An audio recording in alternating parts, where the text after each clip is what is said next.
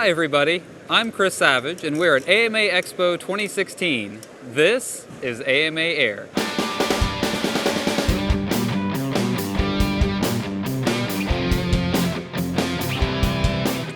We're in Ontario, California at the 2016 AMA Expo.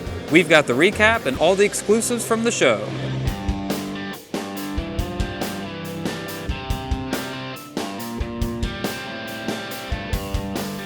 Hi everybody, and welcome to AMA Expo 2016 at the Ontario Convention Center in Ontario, California.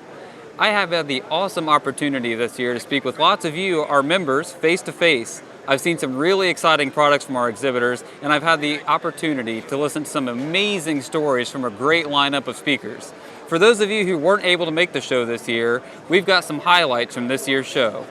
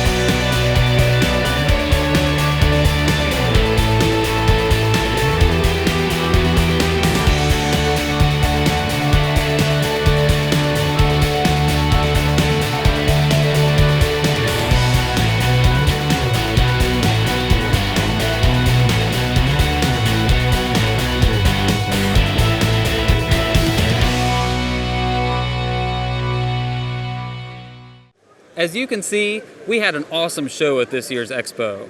Personally, one of my favorite parts of the show is the amazing lineup of speakers that we put together. And this year, I had a great opportunity to sit down and speak one-on-one with some of our speakers. I got to speak with a two-time Indy 500 champion, a full-scale aerobatic pilot, a research pilot from NASA, a NASA engineer, and even representatives from EAA. So stick around and let's listen to these amazing stories. There's another problem that people have been trying to solve all these years, and Wilbur and Orville started out this way, but they gave up on it. Okay. And that was looking at the flight of birds. Birds don't have vertical tails in order to control their yaw. Sure. Real pilots, I have a little training as a real pilot. Real pilots know that when you roll the airplane, you create more lift. When you create more lift in order to bank the airplane, in order to be able to turn, more lift, you get more drag. So the airplane rolls the correct direction, but it yaws the wrong direction. And all pilots know this. The RC pilots here at the AMA Expo all know this. They know how to coordinate the roll with the yaw. And so they use the rudder in order to get the roll and the yaw to get the airplane to both roll and turn the direction that they want. Yeah. Wilbur and Orville Wright run into this problem, and they had to solve it, and they did. And that was their big deal before they could put power on their airplane and go fly. And they did that at the end of 1902. But when we added that vertical rudder in order to control the yaw, we got away from birds. Birds don't have that. Don't do that. They don't do this at all. Yeah. So no one has ever figured out why birds were able to do this. Sure. And so our airplanes that we have at our booth, the Prandtl wings, it turns out Prandtl actually solved the problem, but he didn't know he'd done it. And nobody read the paper, and no one thought about the problem in this particular way until I came along. And I had an intern with me at that time, and I'm looking at this data, and I calculate it, and it says that there should be no adverse yaw, that in fact, what happens at the tips is instead of drag, there's a little bit of thrust at the wingtips. And so if you have thrust at the wingtips, and the way you do this is with twist. If you have a little bit of thrust at the wingtips, when you create more lift, you create more thrust. And so now when you roll, you yaw the correct direction. And this is what birds do. You've seen them do this. I mean, you watch seagulls soaring along the beach, right? Yeah. And they just glide along, and it looks like they're just steering with their fingertips. Yeah. That's exactly what they're That's doing. what's happening. They're using their fingertips in order to be able to turn. And no one does this with airplanes. We use that vertical tail to do this for us. Sure. But if you can get rid of that vertical tail, that's 30% of the drag. Wouldn't you like to save 30% on your tip, on your trip? Oh yeah. For your fuel bill that you'd have to pay? Sure. But the wing is also more efficient when you do this, by about 12.5%. And so you start putting all these numbers together. It turns out it's about half is what you could save on this. They're working on some things that could really change the shape of aviation. Exactly. You shared something with me. We spoke a little bit earlier this morning. One of your mentors at one point had told you one of the best compliments that you could get, and you said this is something that no one would ever actually say to you.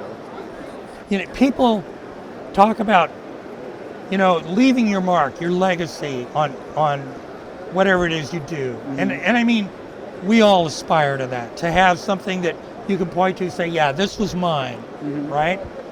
And I had this one mentor, and he was very old man. He retired in the middle 1980s, and when he first started in just after 1950, he was working at Edwards Air Force Base for the predecessor to NASA, was the NACA then, and he was working on a project, and the test pilot was a man named Chuck Yeager. And he was working on the X1, and he was the drag guy. And so he was gathering all the drag data on the X1, and he put all the data together. And this is the beginning of his career, and at the end of his career, he's telling me, the best compliment you could ever have is if you change the design or the shape of aircraft in some way. And I look at airplanes and I see how he changed the shape of aircraft. Sure. He had a couple of things that he discovered during his time. And so Ed Salzman is one of those guys. And I look up to Ed in this way because he changed the shape of aviation.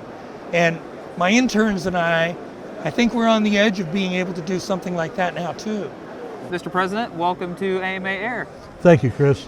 So I wanted to try to steal you away for a few minutes this afternoon and let you tell us a little bit about AMA Expo 2016 and what kind of things you've been doing while you're here. What's been your general impression of the show? Okay, Expo 2016, probably the best expo we've ever had, at least from my perspective. I think yesterday's attendance was exemplary. Oh, yesterday seemed so busy. I could barely keep up with all the people at our AMA Publications booth yesterday. Well, I know from my own experiences over the last 3 days, we had a tremendous amount of people come in and commend the AMA on our positive efforts, not only with the FAA, but with the various different modeling activities that we have. In my mind, it was an extremely good show.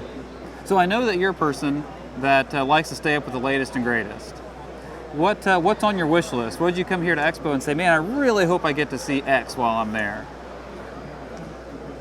Let's just say I'm looking at two different things.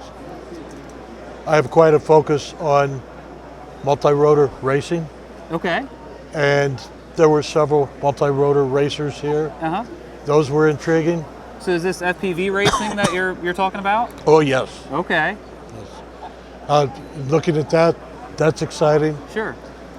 I also look at, there were some very, very nice gliders here.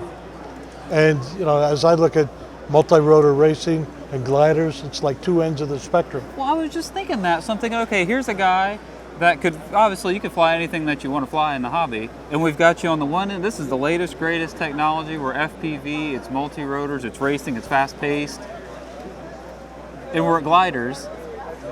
Minimal power. We've been doing this for years and years and years and years. It's slow pace. It's relaxed. What draws you to the two ends? There's 3 letters. It's called F-U-N. I have to say I was a little worried there for just a minute about where that was going to go. I couldn't agree more. I think that everything that I have seen here at the show has had fun written all over it. You know, it's peculiar. I've been around the hobby most of my life. And I relate to various different experiences that I've had. One of the most exciting, most pleasant experiences that I had in aero modeling was flying out over the Pacific Ocean at sunset with a slope soarer. Now that happened several years ago, but it is ingrained in my mind, and like I say, it's one of the most enlightening, fun-filled activities that I've ever done. That would be amazing. I've not had the opportunity to fly while I've been out here on the West Coast, with the exception of I did get to fly control line for the first time today. Wait a minute. Control line? Control line, yes. I'll bet it was fun. You know what? It was a lot of fun. So the Knights of the Round Circle had a booth set up here, and I came by our publications booth, said you've got to come over and check out what we've got. So I was able to break away this afternoon and get in just on the tail end of the last one of their control line flying demonstrations. And I showed up, they had a small indoor control line model set up. I was in a line of young kids and big kids alike. I was one of the bigger kids, I suppose, that was there. And I had never experienced before what it was like to have that tactile connection to the model. You can really feel every single movement in the handle. And other than being a little dizzy because my flying form wasn't what it was supposed to be, I didn't follow the instructions very well. I didn't crash, and I had a great time with it. Like I say, the bottom line on anything we do is 3 letters, F-U-N. And it's very important for myself. I guess you might call me selfish. And the reason I say that is because what we do is fun, and there's not a person more enthused at having fun than me. And you guys have known me for quite a while now. Yeah, I walk around and at least I try to have a good time wherever we go. I'll tell you, every time I see you in the building at headquarters, I always know it's going to be a fun day or a fun week. You always make sure that everybody there is happy and having a good time, and I try. think that reflects what the whole hobby is supposed to be about. It certainly is. Check back throughout the month of February to see more of these interviews and many more at air.modelaircraft.org.